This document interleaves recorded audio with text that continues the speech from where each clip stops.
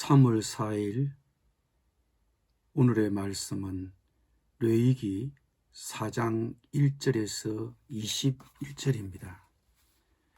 여호와께서 모세에게 말씀하여 이르시되 이스라엘 자손에게 말하여 이르라. 누구든지 여호와의 계명 중 하나라도 그릇 범하였으되 만일 기름 부음을 받은 제사장이 범죄하여 백성의 허물이 되었으면 그가 범한 죄로 말미암아 흠없는 수송아지로 속죄 제물을 삼아 여호와께 드릴지니 그 수송아지를 회막문 여호와 앞으로 끌어다가 그 수송아지의 머리에 안수하고 그것을 여호와 앞에서 잡을 것이요 기름 부음을 받은 제사장은 그 수송아지의 피를 가지고 회막에 들어가서 그 제사장이 손가락에 그 피를 찍어 여호와 앞 곧 성소의 휘장 앞에 7번 뿌릴 것이며 제사장은 또 그 피를 여호와 앞 곧 회막 안 향단 뿔들에 바르고 그 송아지의 피 전부를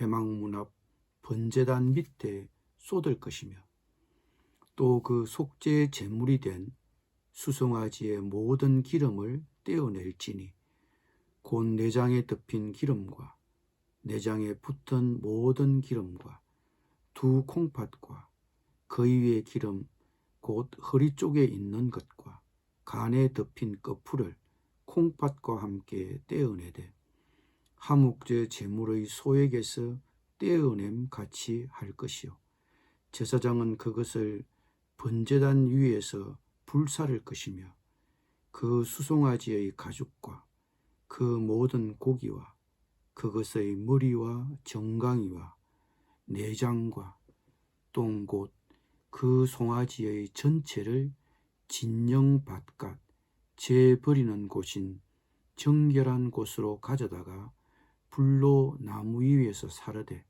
곧 재 버리는 곳에서 불사를 지니라.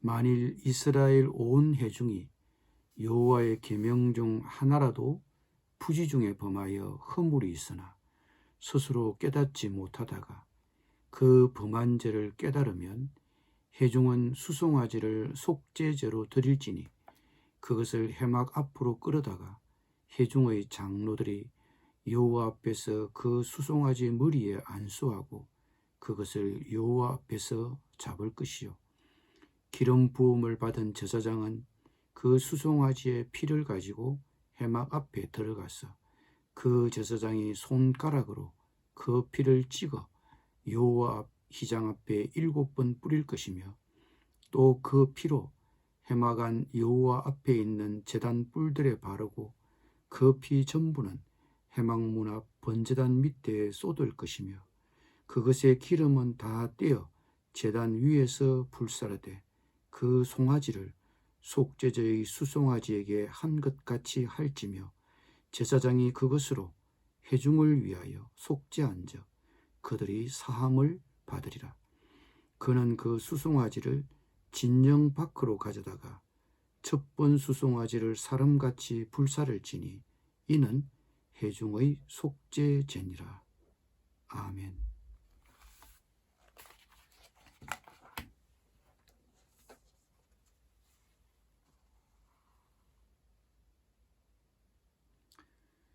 지금까지는 5대 제사 중 일반 제사에 속하는 번제, 소제, 화목제에 대해서 다루어 왔습니다. 반면에 속죄제와 속건제는 특수한 제사에 해당합니다. 해당 제사를 드릴 수밖에 없는 사안이 발생하면 반드시 드려야 하는 강제성을 띤 제사였습니다. 오늘 4장에서는 이 두 개의 특수 제사 중에 첫 번째인 속죄제를 다루고 있습니다. 속죄제는 말 그대로 제 문제를 처리하는 제사입니다. 이 속죄제의 가장 정점은 속죄일에 드려지는 속죄제인데 이 속죄일은 앞에서 말한 방식으로 미처 처리하지 못한 죄들을 1년에 한 번 일거에 처리하는 날이었습니다. 이 속죄제는 크게 두 가지 종류가 있는데 오늘 본문이 다루고 있는 종류의 속죄제는 부지 중에 혹은 비고의적으로 죄를 지었을 때 드리는 속죄제입니다. 이런 경우에는 봉헌자가 자신의 죄를 깨닫고 속죄제를 드려 하나님과의 관계가 깨어진 것을 회복하는 데 관심을 기울이고 있습니다. 오늘 단락은 기름받은 제사장과 이스라엘의 온 회중이 죄를 범할 경우 그 죄를 어떻게 처리해야 될지에 대해서 다루고 있습니다. 오늘 단락에서 보면 제사장과 신앙 공동체로서의 이스라엘의 온 회중은 어떤 지도자나 어떤 개인보다도 더 중대한 책임을 지니고 있다는 것을 보여주고 있습니다. 따라서 제사장과 온 회중의 죄를 속죄하는 경우에는 보다 값비싼 제물이 요구되었습니다. 제사장이 범죄했을 경우에는 흠없는 수송아지를 속죄 제물로 삼았습니다. 수소는 구약의 제의 시스템 속에서 가장 비싼 제물에 속합니다. 5대 제사를 통틀어도 가장 비싼 제사입니다. 그리고 이 점이 바로 제사장의 속죄제의 핵심입니다. 특히 대제사장은 백성을 대표하기 때문에 그의 속죄제사가 그만큼 중요합니다. 대제사장은 제의의식을 주도하는 사람이기 때문에 대제사장이 죄를 지으면 온 공동체가 영향을 받을 수밖에 없습니다. 그의 죄는 공동체를 위험에 빠뜨리고 불행한 일이 발생해서 백성을 위험에 노출시킵니다. 대제사장의 속죄를 위해 가장 값비싼 짐승인 수송아지를 드리는 것은 그만큼 이 제사가 중요하다는 반증입니다. 이처럼 하나님 앞에서 큰 책임을 가진 사람이 지은 죄는 그 죄의 무게도 큰 법입니다. 이 대제사장의 속죄 제물과 관련하여 또 한 가지 중요한 점은 이 제물이 온 회중의 속죄 제물과도 동일하다는 점입니다.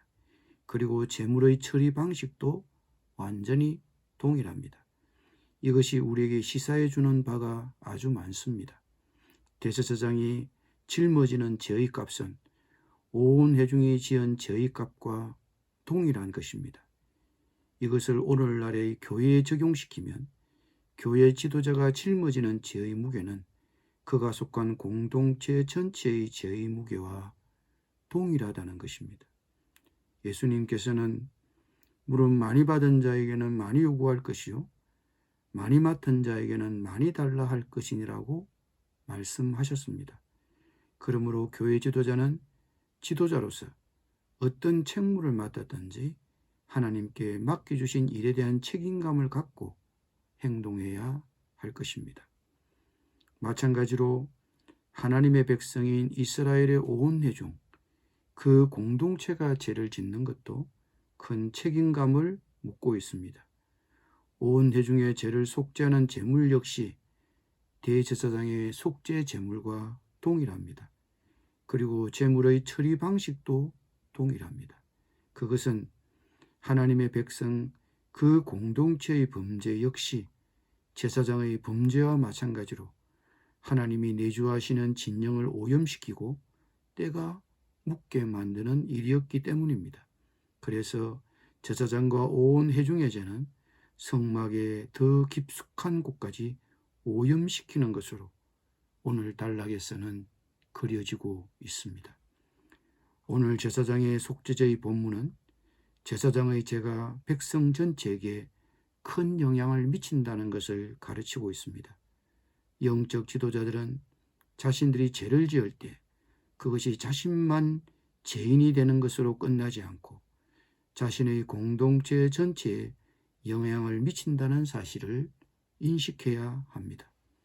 온 회중 공동체 역시 이 점을 간과해서는 안 될 것입니다. 여기서 이스라엘의 온 회중이란 공동체 전체보다는 법적으로 대표성을 지닌 아주 한정된 집단을 가리키는 것으로 봅니다. 회중을 대표하는 집단에 속한 지도적인 자리에 있는 분들이 어떤 개인보다 더 중대한 책임을 지니고 있다는 것을 보여주며 그에 대한 책임을 묻고 있는 것입니다. 그래서 대제사장과 온 회중을 위한 속죄는 성막 안으로 들어가서 지성소의 휘장에 피를 뿌렸습니다. 이 지성소의 휘장은 대제사장이 지성소 안으로 들어가도록 허용된 속죄일을 제외하고는 대제사장이 성막의 가장 안쪽으로 접근할 수 있는 최대의 한계선입니다. 이 휘장의 피를 손가락으로 찍어 흩뿌림으로써 대제사장은 그곳까지 침투한 죄의 오염을 닦아내는 작업을 했습니다. 그런 점에서 속죄제는 정화작용을 한다는 의미에서 정결제라고도 불렸습니다. 대제사장이든 회중을 대표하는 집단에 속한 사람이든 지도적인 위치에 있는 사람의 죄는 아랫사람에게 영향을 미치게 되므로 더욱 자신을 살피고 회개해야 합니다. 우리 성도는 그리스도의 피로 제사함을 받았습니다. 예수님의 십자가의 죽음이 아니고서는 제사함을 받을 수 없습니다. 혹 부지 중에 범한 죄를 하나님이 깨닫게 해 주십니까? 깨닫게 되면 회개합시다. 혹 내가 교회에서 지도적인 위치에 있다면 좀 더 죄에 대하여 민감해야 할 것입니다. 기도드리겠습니다. 십자가의 죽으심으로 우리의 죄를 대속하신 주님, 부지 중에 범한 자라도 깨닫고 회개하여 주옵소서. 더욱 지도적인 위치에 있는 분들이 죄에 대하여 민감하게 해주시고 자신을 살피게 하여 주옵소서. 예수님의 이름으로 기도드립니다. 아멘.